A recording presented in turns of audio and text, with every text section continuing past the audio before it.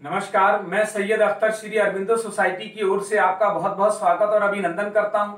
हम आज शिक्षा में शून्य निवेश नवाचार कार्यक्रम ZIIEI द्वारा संकलित एक रोचक और अभिनव नवाचार के बारे में आपको बताएंगे।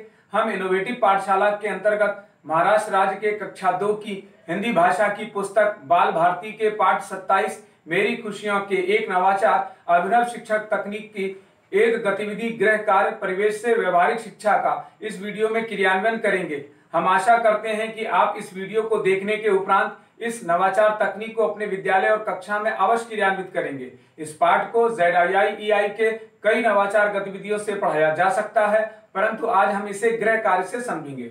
तो चलिए पाठ का सार समझते हैं। मेरी खुशियां एक गीत है जिसमें बच्चे माता पिता से अपने जीवन के प्रति आभार व्यक्त कर रहे हैं। वे कहते हैं कि माता पिता के कारण ही उनका संसार है, उनकी खुशियां हैं। इस गीत में माता पिता से मिलने वाले प्रेम को दर्शाया गया है।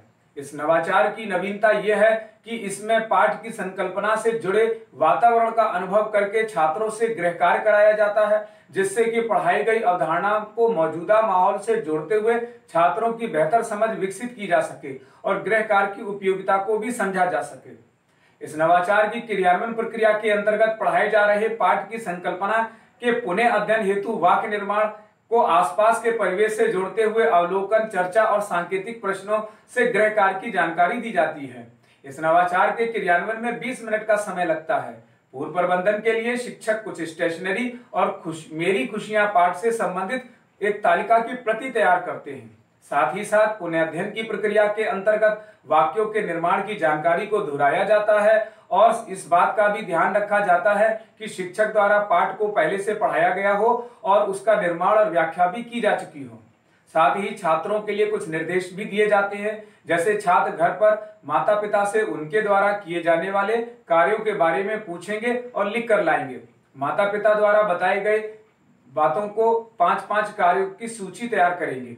साथ ही साथ शिक्षक द्वारा छात्रों को एक तालिका की प्रति दी जाती है, जिसे वे अभिभावकों के सहयोग से भरकर लाते हैं। इस तालिका में विद्यार्थी का नाम, माता का नाम, पिता का नाम, उनके द्वारा किए जाने वाले कार्य और उनका उपयोग लिखा होता है। अंत में नीचे अभिभावकों के लिए गृह कार्य से संबंधित निर्देश लिखे होते हैं। सभी छात्र इसे सावधानी से अभिभावकों को ले जाकर देते हैं और बताते हैं कि अगले दिन तालिका से संबंधित सूचनाओं के आधार पर ही कक्षा में माता पिता के कार्यों से पाठ का पुनः अध्ययन कराया जाएगा।